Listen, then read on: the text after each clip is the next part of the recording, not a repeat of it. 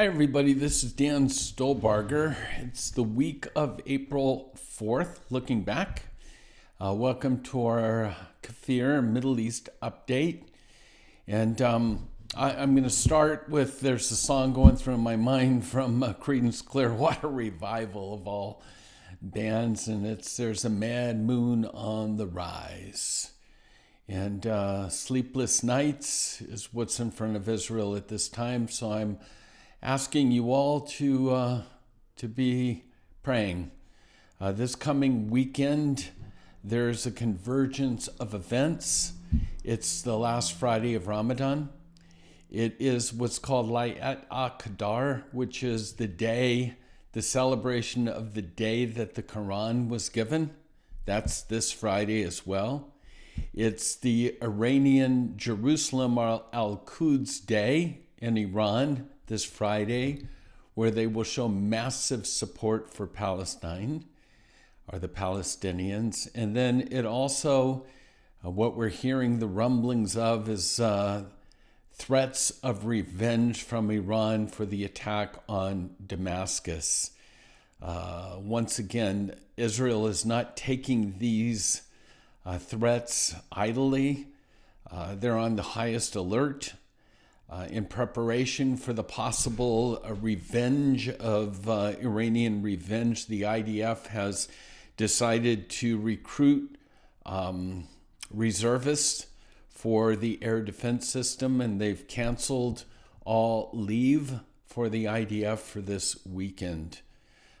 Now, also, it's interesting, we have friends on the border and a kibbutz on the border on the Golan, good friends of ours that do geopolitical jeep tours, and we've been many times to the outlook over into Syria, the Quneitra area, and lo and behold, Russia has set up a military post in the Syrian Golan.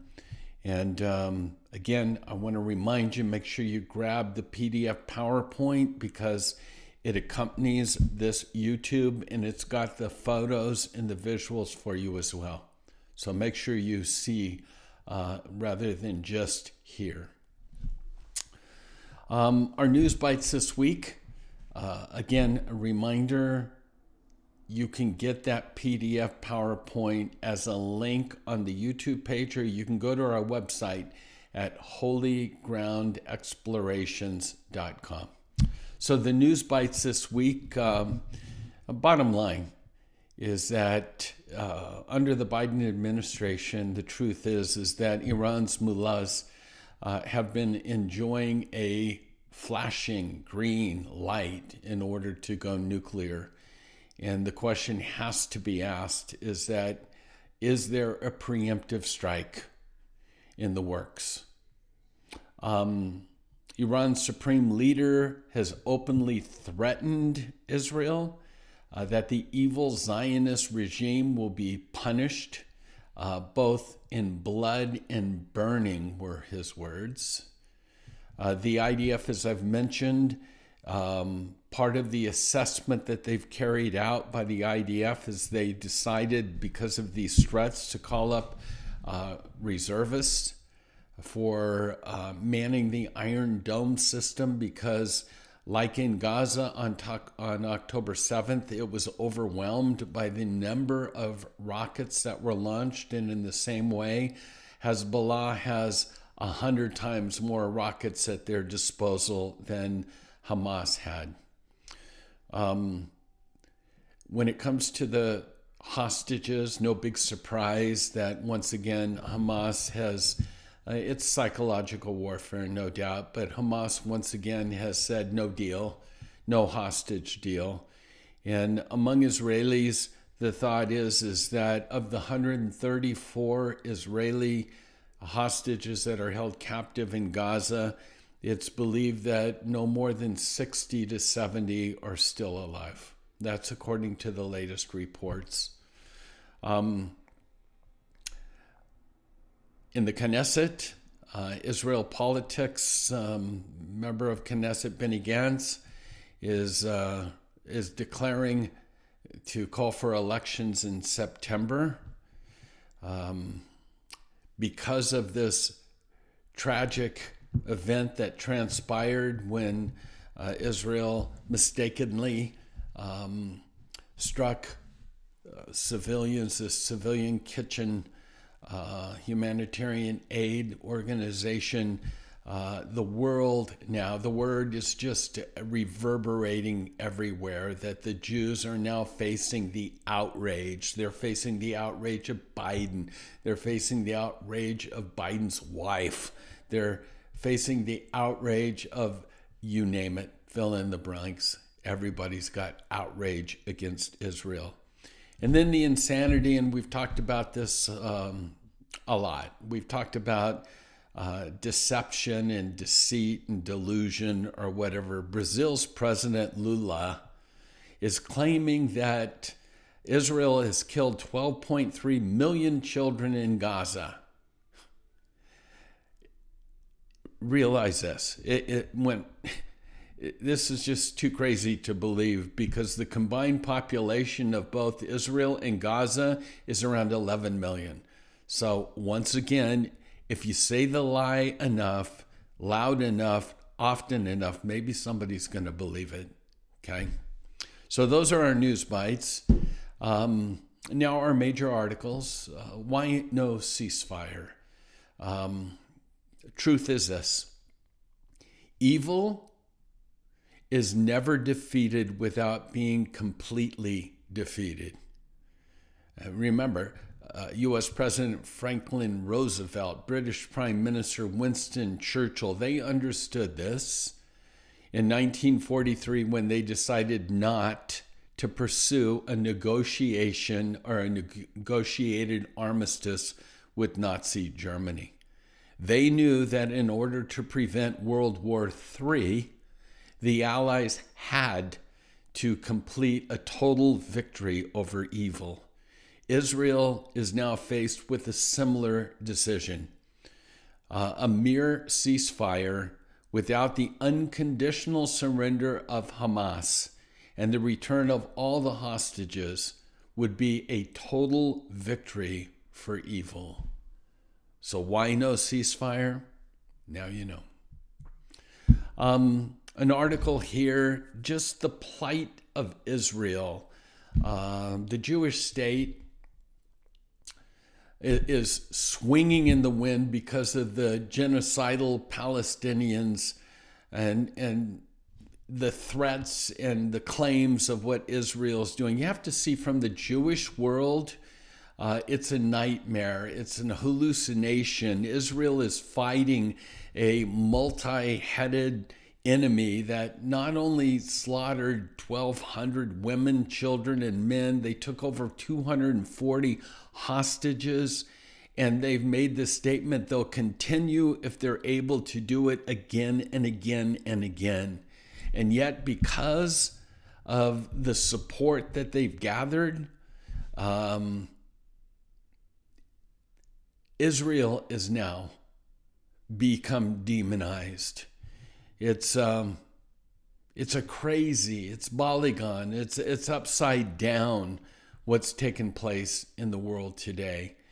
And anti-Semitism continues to thrive and grow. I have a must-read for you. Alan Dershowitz's new book, and this is a picture of it, War Against the Jews, How to End Hamas. I'm about halfway through, to be honest with you.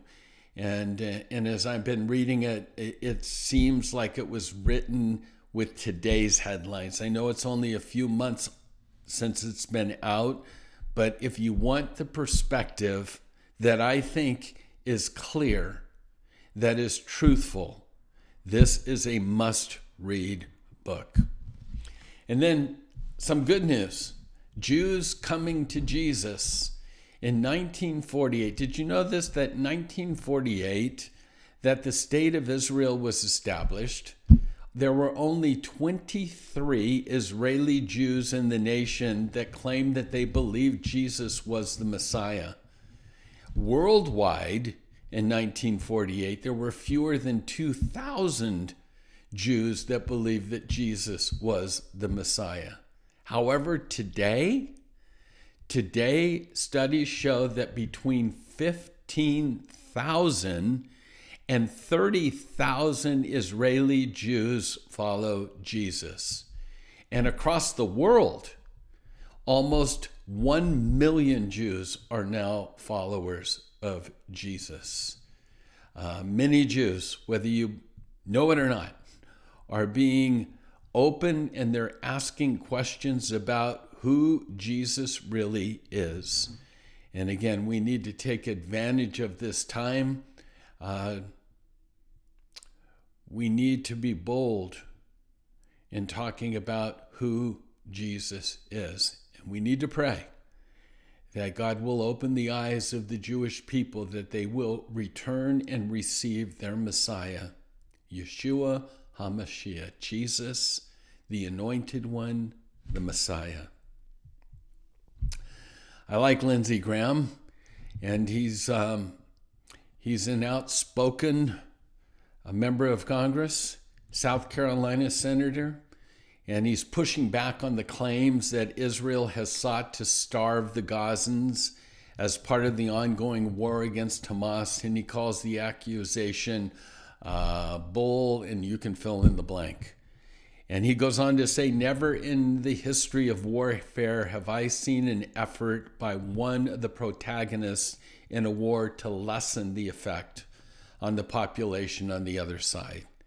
He goes on and says the European Union is making threats and claiming that starvation Israel's using as a weapon in war. And in his rebuttal, Lindsey Graham says, I know it's miserable in Gaza. I'm sure it is, but it's not a problem with the food. The food is flowing and healthcare is flowing as best as it can. Now, you wouldn't know that by reading the modern day media news, but that's from Lindsey Graham. And then last up, John Fetterman, Democratic Senator John Fetterman of Pennsylvania, receiving massive criticism from members of his own party because of his pro-Israel stance. His words, I unequivocally support any necessary military intelligence and humanitarian aid to Israel. The United States has a moral obligation to be in lockstep with our ally as they confront this threat. I also fully support neutralizing the terrorists that are responsible for these barbaric acts. And at the same time, after these statements, just a few weeks after Hamas's massacre of Israelis, Fetterman's staff was still trying to find ways to distance themselves from his pro-Israel stance. Good on you, mate. Speak the truth. As I close, as I mentioned, prayer is a bad moon rising. It seems like trouble's on its way, but the God of Israel neither sleeps nor slumbers. And we trust that the God of Israel has Israel in the palm of his hands. And my wife was saying today that despite the gloom and doom of all of this, is it possible that God is using all of what's transpiring in our day to bring his people to Jesus? And that's our prayer. So, until next week, God bless you. Shalom.